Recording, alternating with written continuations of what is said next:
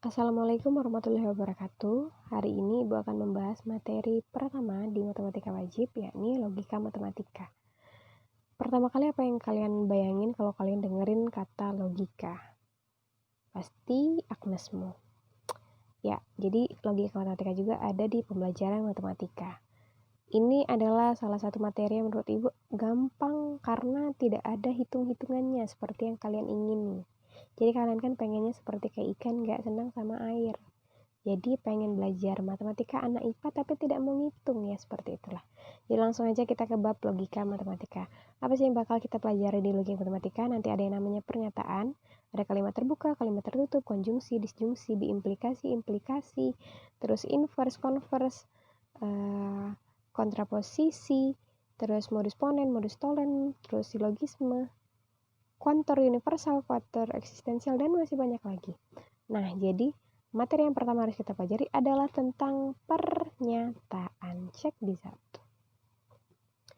Oke, jadi ada yang namanya pernyataan. Pernyataan ini dibagi menjadi dua, yakni kalimat terbuka dan kalimat tertutup. Nah, apa sih itu kalimat tertutup? Kalimat tertutup adalah suatu kalimat yang mempunyai nilai benar saja atau salah saja, tetapi tidak sekaligus benar dan salah. Jadi kayak gini. Bahasa gampangnya adalah kalimat tertutup ini adalah kalimat yang setia. Kenapa setia? Karena dia cuma bener doang, salah doang. Jadi kayak gini misalnya contohnya.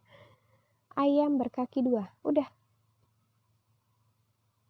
Ayam tidak berkaki dua. Salah. Misalnya kayak gini. Ayam berkaki tiga. Jadi dua-duanya itu adalah kalimat tertutup. Kenapa, Bu? Jadi kalimat tertutup ini adalah kalimat yang bahasa Palembangnya adalah cengki. Cengki itu ada dua. Boleh cengki benar sama cengki salah. Jadi walaupun nak cengki benar, nak cengki salah, sama-sama kalimat tertutup. Jadi kalimat tertutup ini boleh pernyataannya nilainya salah dan boleh pernyataannya nilainya benar. Tapi tidak boleh digabung. Jadi harus setia dia. Kalau benar baik, kalau salah baik. Jadi kalimat yang mempunyai nilai benar saja atau salah saja tidak boleh digabung. Jadi tidak ada kalimat ayam berkaki dua dan bebek berkaki tiga. Ayam berkaki dua benar kalimatnya. Bebek berkaki tiga kan salah. Nah, tidak boleh menggabungkan antara kalimat benar dan kalimat salah. Jadi harus setia. Kalimatnya benar saja atau salah saja. Misalnya kayak gini. Ibu kota Sumatera Selatan adalah Padang.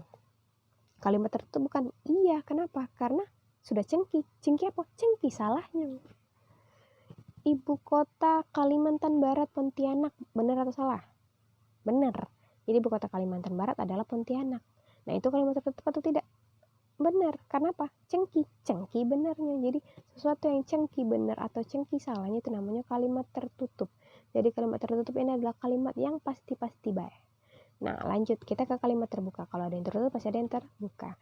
Kalimat terbuka adalah suatu kalimat yang belum dapat ditentukan nilai benarnya saja atau salah saja. Jadi kayak gini. Kalimat terbuka ini masih kalimat galau, rancu, tidak jelas kayak kalian. Jadi kalimat terbuka ini adalah kalimat yang belum tahu kita tuh benernya. Belum tahu salahnya. Misalnya contoh kayak gini. Cirinya dari kalimat terbuka ini biasanya kalau di soal matematika adalah ada variabelnya. Ada X, ada Y, ada Z, dan seterusnya. Kalau ada kalimat X sama Y kayak gini contohnya. 4X ditambah 8Y sama dengan 32. Kita nggak pernah tahu berapa nilai X sama Y-nya loh. Nah, sesuatu yang tidak diketahui apa isinya dan harus dicari tahu kebenarannya itu namanya kalimat terbuka. Jadi harus dicari tahu dulu nilainya benar atau salah. Jadi nilai X atau Y-nya itu harus dicari tahu dulu. Nah, terus misalnya lagi, besok hari akan hujan. Siapa yang akan tahu? Tidak ada. Jadi itulah namanya kalimat terbuka. Kenapa? Karena harus dicari tahu dulu kebenarannya. Terus, apakah dia tampan? Itu kan relatif. Tidak semua orang akan mengatakan hal yang sama untuk setiap individu. Jadi, untuk sesuatu yang sifatnya subjektif, relatif, tidak semua orang akan sama penilaian, itu namanya kalimat terbuka. Jadi intinya, kalimat terbuka itu kalimat yang nak dicari tahu dulu benar apa salahnya. Masih kita tidak jelas, inti tidak jelas kalimat terbuka itu kalimat yang kita tidak tahu benar apa salahnya. Misal, besok hari akan hujan, nanti malam akan gerimis. 20 tahun yang akan datang saya akan menjadi seorang dokter.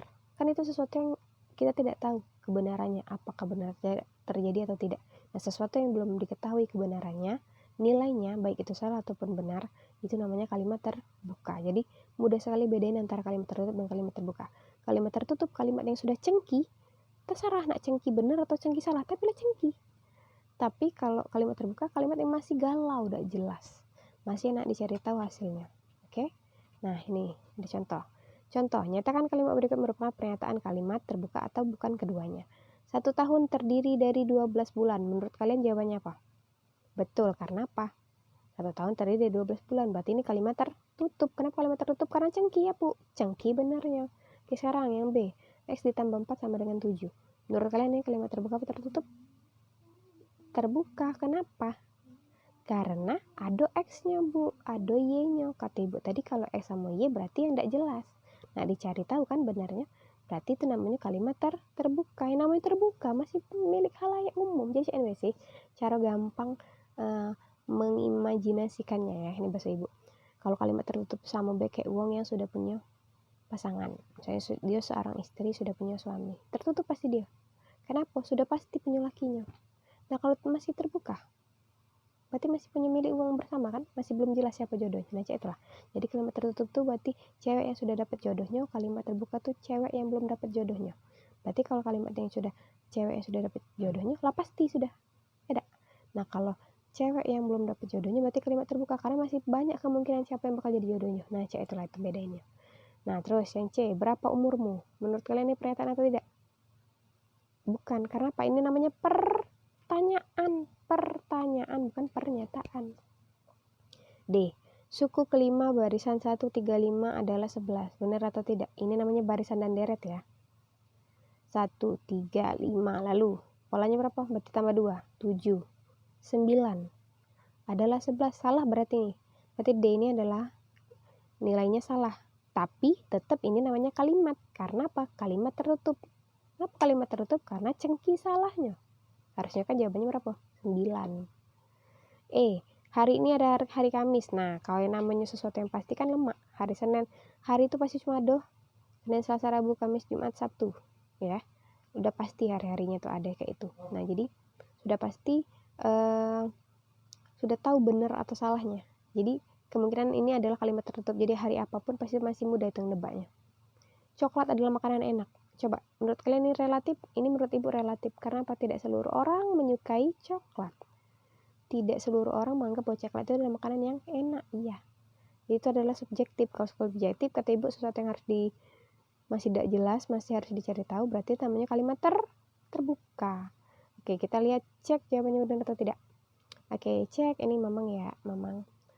Pertama, coba tadi penyelesaiannya. Pertama, 1 tahun terdiri dari 12 bulan merupakan pernyataan yang bernilai benar. Ya, benar. Berarti itu namanya kalimat tertutup. Kenapa? Karena cengki benarnya. Lanjut. X tambah 4 sama dengan bla bla bla. Kalimat apa itu? Kalimat terbuka. Kenapa? Karena ada nilai X. Kata Ibu tadi kalau X berarti tidak jelas. Betul kan? Lanjut.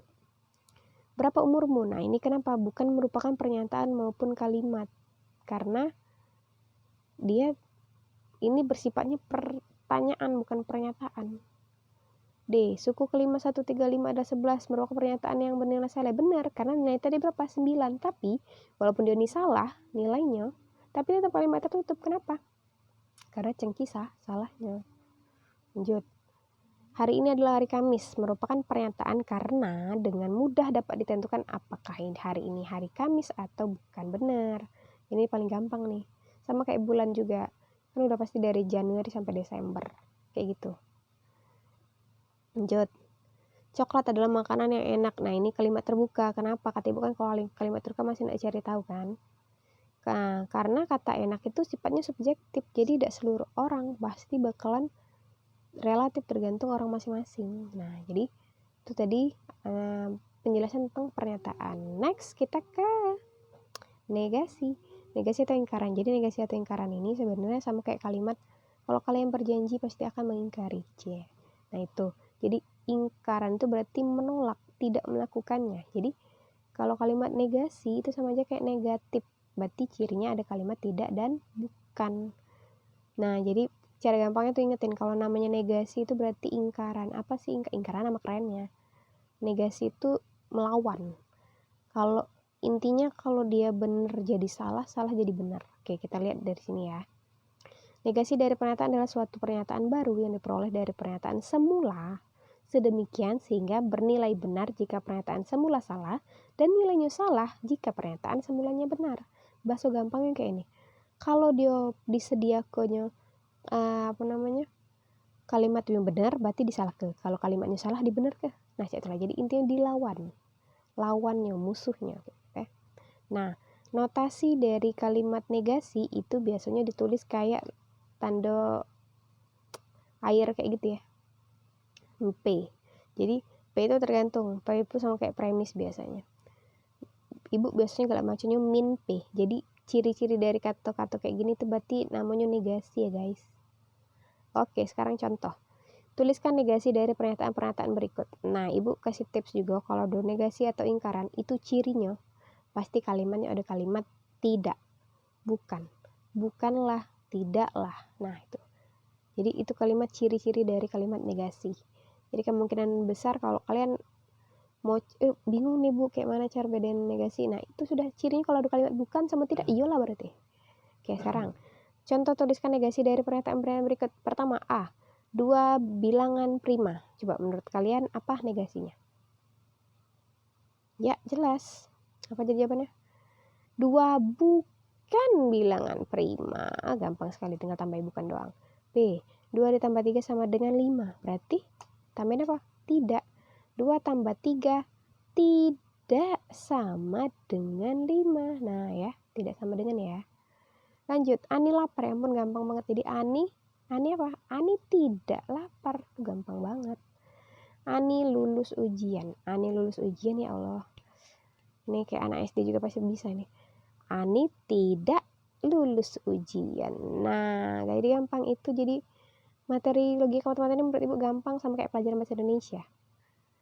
Nah, kenapa sih kita belajar logika matematika nanti kalau kalian nanti tamat sekolah, mau ikut tes kuliah, mau tes BMN atau tes kerja, biasanya kan ada namanya TPA, tes potensi akademik, dan psikotes. Biasanya soal-soal yang dimasukkan adalah soal-soal logika matematika. Nah, jadi ini sangat bermanfaat. Jadi jangan kalian pikir, bu, untuk apa sih aku belajar matematika tidak digunakan juga sama kehidupan sehari-hari? Ada, cuma kalian tidak sadar baik. Oke, jadi itu tadi penjelasan dari ibu tentang subbab materi dari logika matematika, yakni kita baru bahas pelajaran pernyataan, kalimat terbuka, kalimat tertutup, dan ingkaran. Jadi kalimat tertutup, ibu ulangi, kalimat tertutup adalah kalimat yang sudah cengki. Nak cengki benar, nak cengki salah, yang pasti sudah cengki. Kalimat terbuka adalah kalimat yang harus dicari tahu dulu benernya. Tidak tahu kita benarnya atau salahnya, intinya jadi kalimat yang masih rancu, nilainya itu namanya kalimat terbuka. Nah, negasi tadi apa negasi? Negasi mudah, sesuatu yang jadi musuhnya. Kalau dia benar disalahkan, kalau dia salah dibenerin.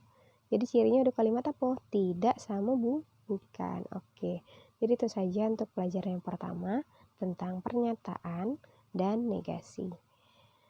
Tugas kalian di rumah adalah, nanti ibu share ya di grup bodoh kalian.